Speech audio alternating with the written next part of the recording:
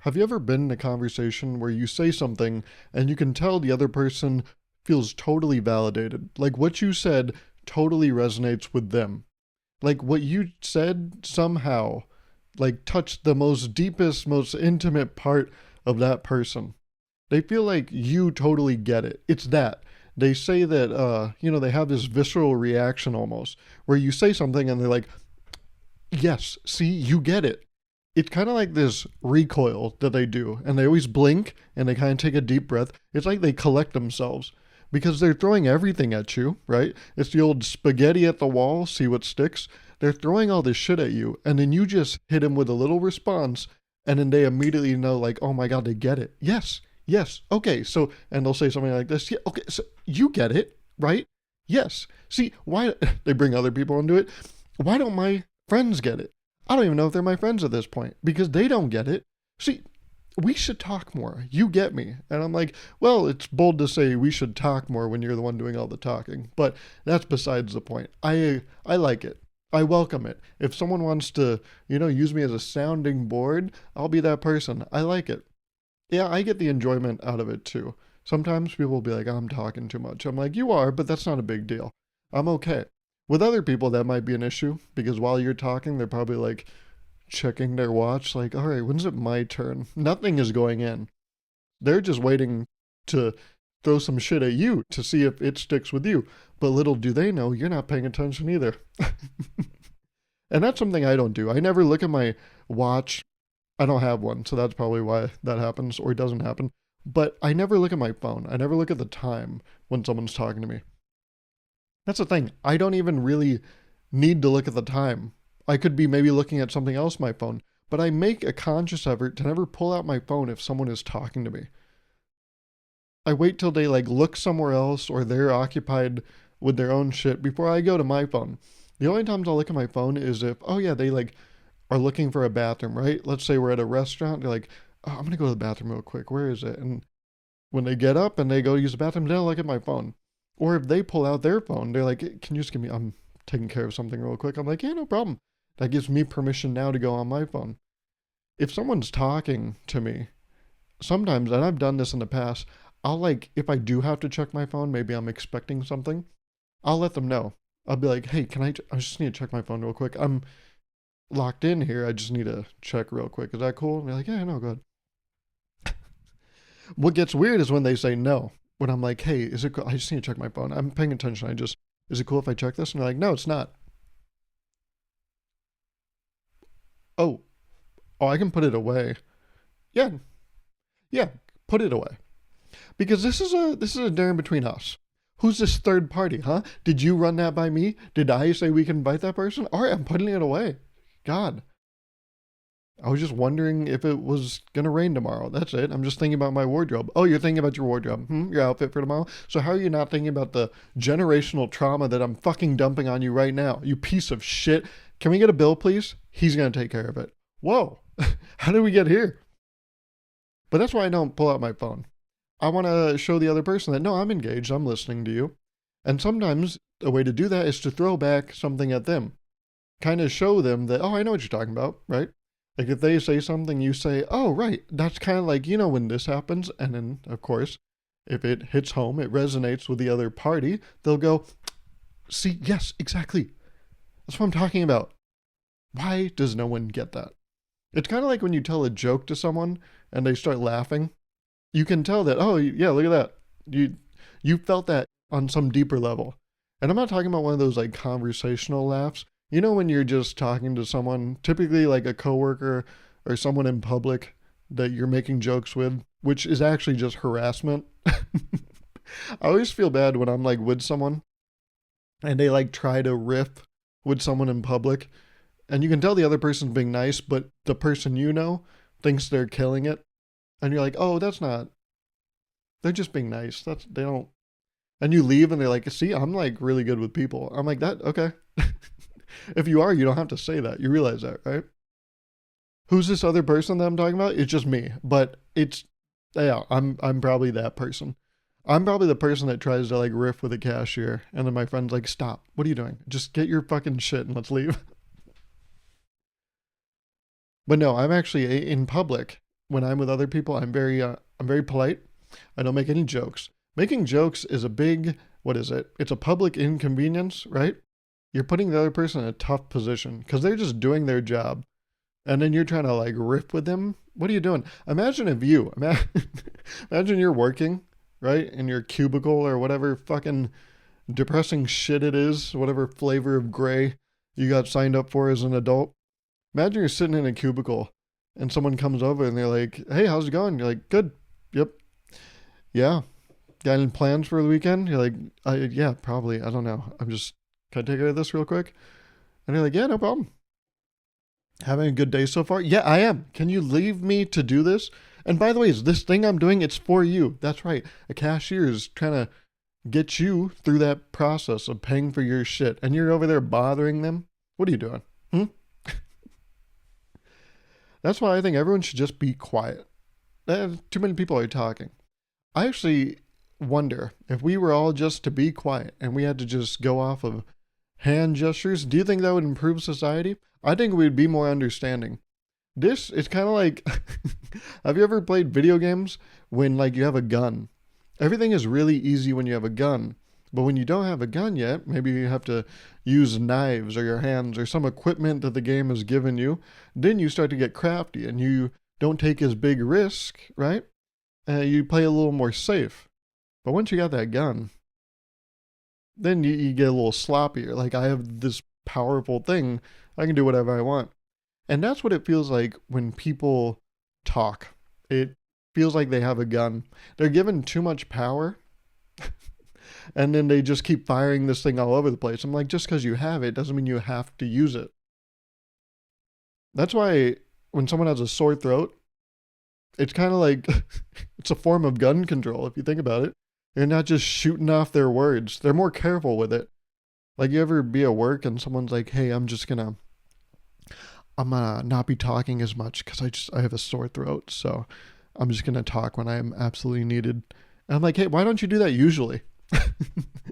What changes? You're saying I'm only gonna say the absolute necessary stuff. What are you doing before? Are you entertaining us? You see anyone laughing? No, you don't. But you do see people laughing because it's like a polite thing to do. Going back to what I was talking about, when you're having a conversation with someone, right? They'll usually, this is a sign of active listening. Maybe it's not even funny what you're saying, but people will laugh along to show that, oh yes, you threw out a little humorous line. I acknowledge it by laughing, right? But sometimes you'll say something and you get like a gut, like visceral reaction from the other person. You can tell that's like a laugh where they like maybe even snort, like they can't even control it. They start covering their face. They grab a napkin. They're like, oh my God, some food spills out. Maybe they gleeked all over you. They're like, oh my God, I'm so sorry. And you're like, no, that's okay. It's like a form of payment for the joke. It almost feels validating in a way. If someone's just to spit on you in everyday life, it's like, oh, what the fuck was that? I don't know what situations you're getting up to. I don't know when that would happen. But if someone like laughs at something you said and as they laugh, they spit on you, that feels good somehow. It feels a little icky because it is still saliva at the end of the day, but it almost feels like earned, right? It feels like earned valor. It's like when baseball players, this is how I imagine baseball players probably feel. I played baseball growing up. I can draw from my own experiences actually, but in the Major League Baseball, MLB, every time you see someone with just dirt all over the uniform, you're like, oh, they're really getting after it. Look at them trying to steal bases and whatnot. And so it feels like, oh, they're playing harder, right? They're earning their keep out there. And that's how it feels like when someone spits on you as a result of something humorous you said. You're like, yeah, this is very uncomfortable and I'm going to need to clean some clothes later today, but I'm doing my part. And that's what it feels like when you say something in a conversation and someone's like, thank you. A laugh, one of those like real laughs, is another version of that. It's almost like when this happens, when you say something and someone's like, thank you. Yes. It's almost like you've hit their like conversational G-spot. Because they're having essentially an O moment, right? They're like, oh, yes, right? It's a different O. And you can take that however you want to take it. But it's nice. It's nice when you say something or someone else says something and you can tell, thank you, you get it. So yeah, seek out those moments because that's what life's all about, right? Because what's the other option? Someone just saying a bunch of shit and you're like, mm-hmm, mm-hmm, mm-hmm. And usually actually the person that would just dump and then not look for a reaction, they don't need one. They just need someone to listen. They just need a person to talk to. They could go home and say all this shit to a chair and would still probably have the same effect. They don't care about what you have to say. And that's why I always say that I'm not there to give my opinion either. In these conversations, I'm not there to give my take. I'm there to listen. And if I can somehow reinforce that I am truly listening, I'll do that. But I'm never going to be like, now why'd you do that? Or, I don't agree with that. Because then they're like, hey, and I don't want to be here either. You know, if you're going to be such a piece of shit, and then they go to another dinner with someone, and then they talk about you. So yeah, if you can, like, a form of listening is to, like, relate something they're saying to something else. And then they'll be like, oh, see, you get that. It's just like that. Because you didn't experience this thing I went through, but you experienced that. It's just like that. Thank you. You get it. I live for those. Because sometimes you're in a conversation with someone and then you wonder, hey, do you want to be here? Sometimes I'll be telling someone something and like halfway through you can see their eyes like glaze over. And I'll even be like, hey, do you care? Like, I can stop right now. I don't need to talk about this. And 95% of the time, they're like, no, keep going. I'm listening. You said that, you were talking about something, right? I'm like, yeah. Oh, okay. Yeah. Yeah, I was. So you were listening. I was, yeah. You got it. And then 5% of the time, this is usually people you're very close with. They'll be like, yeah. I mean, if you need to talk about it, like, you can talk about it, but like, neither here nor there for me. I remember when I went to Africa, a lot of people were like, oh my God, how was Africa? I was like, it was good. But do you want to hear? Like, I don't want to be the guy that's like talking about his vacation. And most people are like, no, I want to hear. Tell me about it. But there were a couple of my close friends that were like, what? I mean, if you want to talk about it, you can. And then I would follow it up with, well, is there anything like you're specifically curious about? And then 100% of them would be like, actually, I am. Yeah, I'm curious. Well, how was the food when you went? I'm like, oh, see, okay. See, that's something you're actually interested in. So now I'm interested in telling you. Look at that. I was also talking to a friend this week. I know, big flex. Stop it. I know. People tolerate me. But I was talking to someone this week and they were telling me that they went to Dave and Buster's for the first time. I was like, oh, that's exciting. It's not, but it's an active listening tactic again. You have to say little things like that. Like, what are the classics? Oh, no way. Yes. No. That's crazy. Yeah. Oh my God. No way. Uh-huh. No, yeah. No, uh-huh. So my friend went to Dave and Buster's this week and he was telling me about it. And I was like, oh, what food you get? And he's like, oh, I got this the spicy smash burger. I forgot the exact name of it, but it was a very spicy smash burger. And then he was like, yeah, it was pretty bad. I was like, oh, really? I was like, well, was it like bad? Or did it have that thing where, you know how spice, let me try to explain this. When something is spicy, the spice can kind of mask the actual flavor. And I was having a hard time explaining this to this friend, so I was like, okay, you know cocktails, right? He's like, well, no, I don't drink. I'm like, okay, yep, see, now that was a bad analogy, but you're familiar with cocktails? He's like, yeah, well, yeah, I can get the idea. Go along with the idea. Let me see if I can get it. I'm like, okay, here's the idea. Cocktails, typically when they're cooled, right, a chilled cocktail, it's kind of a hack because the coldness can mask the flavor. Because the drink can still be refreshing if it's cold. That's why a lot of times you don't see room temp cocktails. Because then you got to just really hit on the flavor.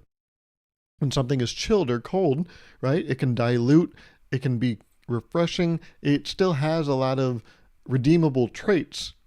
So I wonder, is a spicy sandwich or spicy burger similar to that, where the spice will mask the burger? Like maybe the patty is complete dog shit, but because it's got all this nice buffalo sauce and jalapenos and spicy aioli, maybe you can't even tell that the burger's shit. And he's like, oh, that actually makes sense, yes.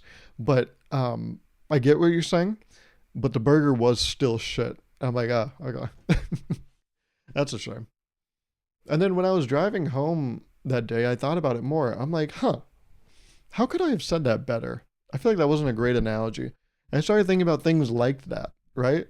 Like spice mask taste, like cold mask flavor, like, oh, an attractive person mask personality. And this is, this is another thought I had. This is just like, right? A cold cocktail is like a very attractive person. And then if that cocktail doesn't taste good, it's an attractive person with a bad personality.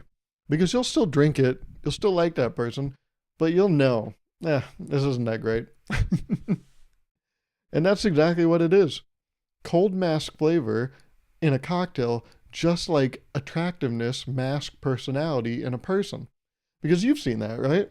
There's like these not even very attractive, but like you'll see someone that's like attractive, and then you'll like get to know their personality and you're like, oh, I don't know. I don't know if I like this now. But then some people, right? You can see like assholes, and we know they're assholes, but they're like attractive. So you're like, no, they're not. They're not that bad. I mean, they have some things going for them. Like what? And they're like, well, there's this, this, and this. I'm like, that's has to do everything with their physical appearance, but they like suck as a person, right? And they're like, well, no. I'm like, no, I'm pretty sure they do. Like you take away, like if you were talking to them behind a wall, oh, this guy's understanding what Love is Blind's premise is, right? This is literally the Love is Blind premise. But like if you had to talk to that person behind a wall, that'd probably suck, right? Like even didn't get to look at them. Part of conversations with attractive people, part of what makes it so palatable is that you get to look at them. That's why I don't get why people listen to this podcast. Because wait, you want to listen to this? Because I know you're not doing this for the looks. So you're listening to the words I'm saying? I'm just not seeing that the comments that are resonating then showing me that you're actively listening, you know? No. You guys have been good about comments, by the way. You guys have been really awesome. So thanks so much. But the likes, we do have to work on the likes because the commenters, now you guys are pretty consistent. Thank you so much. Keep it up. Or we're going to have a talk next week. But the comments have been consistent. The likes, however, there are a lot of you that are listening to this and not liking the video. I need those too. See, it's all forms of engagement, really. I need comments and likes. So if you're not going to comment, that's fine. It's not. But but make sure you at least leave a like on the video. That will help a lot. But yeah, I thought about that. Some food items, they're just good because they're spicy. Because you're like, oh, I like the spice. I couldn't even tell that was an egg roll, if we're being honest. Because it like numbed my mouth. And that's what it feels like, yeah. When you talk to some attractive people, you just keep staring at them. Sometimes you'll even like look away, right? And then in that split second, you're like, wait, why am I talking to this person? You look back and you're like, oh, this is nice, actually. It's easy on the eyes, they say. But that's what I've been told, that I have a face for radio, is what they say. That's a great line. If you ever heard that, that's a really good one. Yeah, no, you're great. You got a real face for radio. I'm like, oh, thanks. Wait a minute. That's an audio medium. What do you mean by that? So yeah. Do you have any other good examples of that? Like when something masks something else? So I was talking about like spice masks taste. Like a coldness can mask a cocktail. And then like looks can mask personality. What's another example of that? I don't think I'd be able to come up with one. Actually, here it is. This is kind of like the. Oh no, actually, this is the exact example. You know when movies are like funny, so you're like, I don't care about the plot. Like, who gives a fuck? What are they doing? That makes no sense. But who gives a shit? Because this is hilarious. It's making me laugh. That's actually how I look at my movie taste. Like, I like the Hangover movies. They're fucking funny. I know people are like, this is ridiculous. Fuck it. I don't care. It's hilarious. The Transformer movies. People are like, this is not lore accurate. The Bayverse is fucking up Transformer source material. I won't be having it. But every time I look at that 4K render of Optimus Prime transforming and giving his speeches at the end of the movies, I'm like, who gives a shit? This is awesome. That's when I become like super bro brained. When I watch Transformer movies, I'm like, this is great. That's probably how people felt when they watched, what is that movie? Top Gun? That's how I feel when I watch Transformers. I feel like an older gentleman watching Top Gun. I'm like, yeah, this is. I never saw Top Gun, so I don't really know what it's about. But every time I watch it, I'm like, yeah, this is that shit. This is why we do it. What is it? I don't know, but I'm glad I woke up this morning.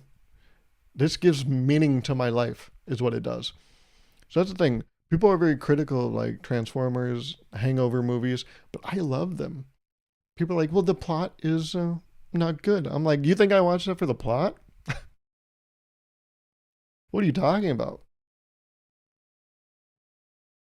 I got an iced coffee earlier this week. I've been getting like one a week, dipping into that world. I don't even really like coffee. Like the taste is neither here nor there for me. It's fine. See, coffee is another good example. I don't like a warm coffee because then it's all about the coffee. I always get an iced coffee or like a blended coffee, like a frappuccino, because to me it's like, yeah, just get it as close to a milkshake as possible, and then I'll like it. It's the coldness that makes a coffee palatable to me. Without like ice, I'm like, this coffee is just what, warming me up and giving me energy. I don't want that. But I got a coffee this week, and it was a, iced coffee, and I noticed something weird about it.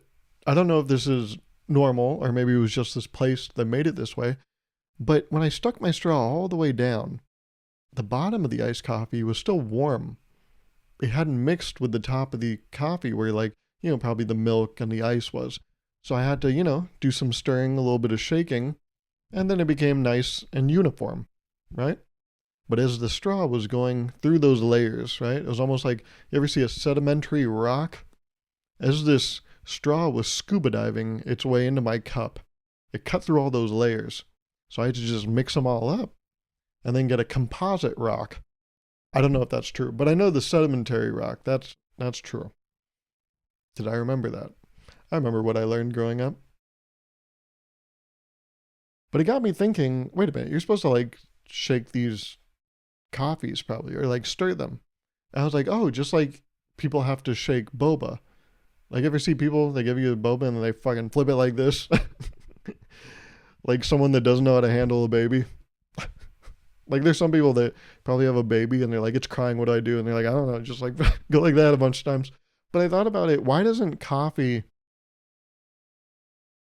have the same thing where like, yeah, you need like the same tradition, I guess. Like with boba, it's a thing. Like you shake it like you're trying to shake the life out of it. Like you're trying. I thought of a bad joke. I'm not gonna say that because this is the internet and it's forever. But I thought about it. They should have it to where shaking coffee is the new norm. But then they would have to change the cups, right? Like the way boba tea works is they have that seal on the top. So no matter how much you shake it, I'm sure there is a certain amount of force that you could use that would make that shit explode. But for the time being, right, for a sensible shake, you're not going to crack that seal. So I was like, oh, coffee could probably be the same way. And then I thought about it. Oh, what if a guy, a guy did that, but we kept the bottle or the lid the exact same? Like, what if a guy, every time he went up to order coffee, he tried to do the shake, but he did it in the current capacity and he shook it like boba? And every single time, he's like shocked why it's happening to him. Like, imagine this. He goes, yeah, one iced coffee, please. One large iced coffee. They bring it out. He's like, thank you so much. And he takes it and he flips it over. He's like, oh, fuck. Fuck. Fuck. God damn it.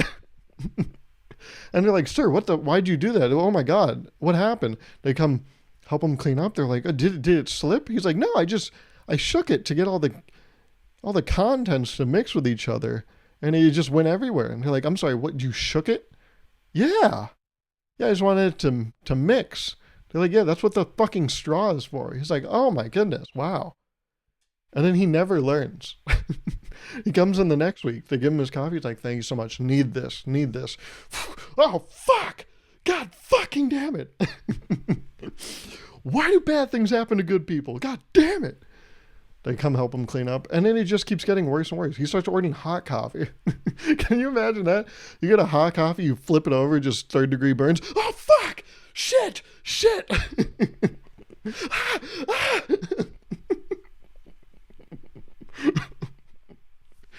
And every time he walks in, now the people that work at the place, given that they haven't banned his ass already, they're like, oh no, he's here again, get the fucking mop.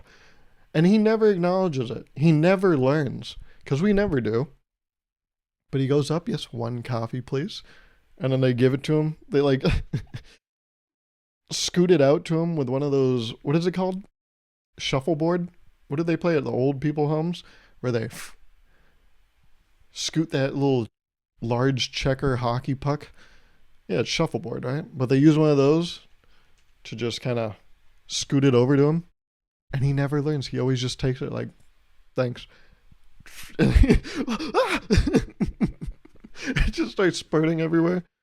He looks like a fucking college student graduating with a bottle of champagne every single morning. He's a menace. That's like legit probably a form of terrorism, right? To just like explode your coffee every time you go to a coffee shop. But he doesn't know, right? He has no motive. So that makes him innocent, right? A crime is absolved if you have no motive, right? It's just an oopsie at that point. So I thought about that as my straw, right? Was getting the bends. You know the bends? That's when like scuba divers go down too quick. And then they can't get back up, or like something happens with their blood, whatever it is. But that's what happened with my straw. It went down too quick. It got the bends. And then I got this like hot, gross coffee, and you could taste some of the like flavoring. It was a mocha. So I like sipped up all this mocha and warm coffee. I was like, ugh, what the fuck? And then it made me think of, yeah, a menace that just goes and shakes his iced coffee in public. And speaking of things going into your mouth, what's up? All right, segue. But speaking of things going into your mouth, it's the holiday season, right? There's a lot of pie eating nowadays in the current climate. That's a weird thing to say. Yeah, you know, in the current climate, the climate being winter, there's an awful lot of pie eating that transpires, huh? But I realize every time with my pie, I have a scoop of ice cream, probably actually a few scoops. If I'm feeling naughty, oh me, you know how I am with my pie. I'm just a naughty little guy. Give me another scoop of ice cream. Give me another one. Don't be shy. Don't be shy. Give me another one. But I'll do a few. Ooh, a few is funny because it's more than a couple. But then why don't they call it having a fewsome? Oh, because it's an orgy at that point. Okay. I thought we were talking about pie. Yeah, I am. No, not that pie. Oh, okay. But I notice every time I have pie with ice cream, and I always put whipped cream on it, I have one of those, you know, the you know, one of those. Every time I do it, afterwards, I have to spurt just a little bit into my mouth. And I don't know why I do that. It's because of media, right? Mainstream media. It's corrupting us. Because every time I fucking use this whipped cream, I always have to spurt a little bit into my mouth. Because that's what you see in movies. That's what you see in TV shows. They always do it. Even though I don't need that. I don't need that extra cream. But I do it. I've been conditioned. And I thought about it, and it's necessary at this point. It's part of the ceremony. Using whipped cream it's a very ceremonial endeavor, right? It's got a whole thing to it. You got to uncap it, shake it, and then it has a nice little noise. And then you give a little one for the little spurt for the road, right? I thought about it. I'm like, why do I do this? I know it's like you see it in media, so like that's probably it. But I'm like, I don't really need this little amount of whipped cream, so why do I do it? And I think it's like a way to exercise free will. It's like a reminder that I make my choices. Even though, even doing this, I'm being influenced by others, right? I see other people do it. I'm like, I should probably do it. That's how, if your friends jumped off a cliff with you, I mean, yeah, I guess so. If we're all doing it, that's why people smoke cigarettes in the past, right? They're like, I keep coughing and my throat feels like shit. They're like, yeah, but everyone's doing it. And you're like, yeah, I guess you make a good point. Do they? Was that a good point? Everyone does it? Okay. It's kind of like jaywalking, doing a little whipped cream spurt. It's just a reminder that I make my own choices. I'm my own person. Like, I don't need to do this. I could walk 10 feet that way and use a protected crosswalk, but I'm going to jaywalk just to show the man who I am. I don't need no one. I'm my own boss. And you can become too with my 6-week course. It costs $100,000. Make sure you sign up for that. Another thing you should make sure to do is leave a like on this video, just like I talked about, and leave a comment, because I definitely need that. I always need that. And sorry about last week. I was going through it last week. I was like having just a straight up crisis. I felt so sick. And I was just super stressed about like 18 different things, but I feel good now. No headache. Not as much stress. So we're good. And now I'm 26, right? So I'm so mature. I know how to handle the world. My frontal lobe has developed. One thing I would love to see develop is a few comments down there in the, the section. They made a whole section for it. Least you can do is use it, right? It's kind of like when, what is it? Like imagine buying a house with like an entire theater room. You got to use it, or else what's the point? It's just sitting there collecting dust. That's how I feel about my comment section. You guys got to use it. I mean, it's there. You gotta visit that. Or else what's the point? So yeah, give it a look. Drop a little comment. You can say like happy holidays or something. I guess that's in nowadays, huh? In the current climate. The climate being the winter. Okay, this should have ended about 2 minutes ago. So thank you so much for listening, for watching. Make sure you leave a comment and a like, and I will talk to you next week. Okay?